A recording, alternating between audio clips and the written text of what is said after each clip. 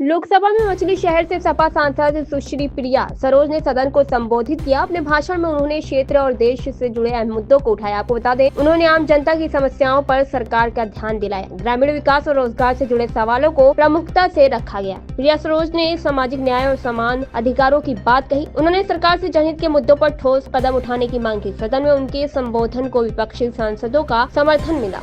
धन्यवाद अध्यक्ष महोदय। रात को 12:30 बजे आपने मुझे बोलने का अवसर दिया। अध्यक्ष महोदय, 1:15 मनरेगा गया नामों में, मजदूर रह गए सवालों में।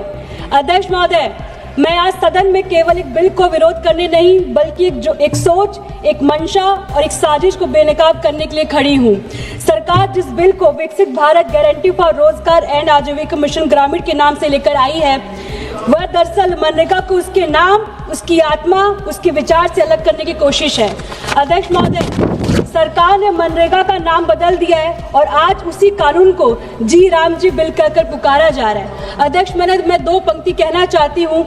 गांधी से डरते हो इसलिए नाम का खेल रचते हो, गांधी से डरते हो इसलिए नाम का खेल रचते हो, मजदूर का हक मारकर उसे राम राम सिखाते हो।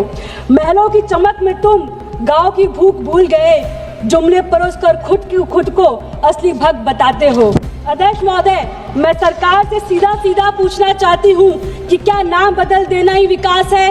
क्या गरीब का पेट नाम बदलने से भर जाता है? क्या शब्दों के खेल से मजदूर की हथेलियों में काम आ जाता है?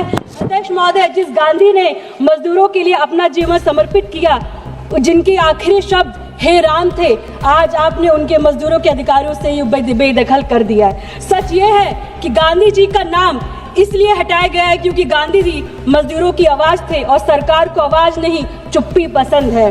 गांधी जी ने सिखाया था कि भारत की ताकत महलों की दीवारों में नहीं, खेतों की मिट्टी और पसीनों से भरे हाथों में होती है। आज आपने गांधी जी को कानून के नाम से हटाया और उसी दिन मजदूरों को हद से बाहर कर दिया। यही आपकी असली नीयत। अध्यक्ष महोदय, मनरेगा से मजदूर अधिकार मांगता था, नए कानून में मजदूर कृपा मांगने का मजबूर है।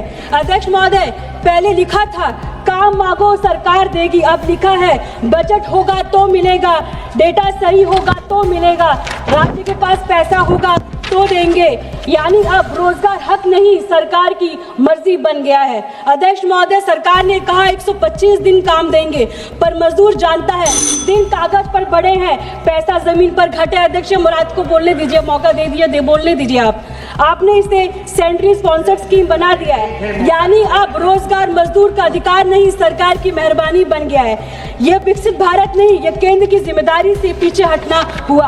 अध्यक्ष महोदय, मैं यही कहूंगी कि रोजगार दान नहीं होता, रोजगार अधिकार होता है। मैं सदन से विनम्र अपील करती हूँ कि गरीब को नाम नहीं, काम दीजिए, मजदूर को नारा नहीं, इज्जत दीजिए, क्योंकि जो देश अपने मजदूर का सम्मान करता है वही देश सच में विकसित कहलाता है। और मैं ये कहना चाहूंगी, राम जी तो हम सबके दिल में बसे हैं, उनको किसी कागज की या चुनावी बिल की जरूरत नहीं है। जय हिंद, जय भारत, जय समाजवाद।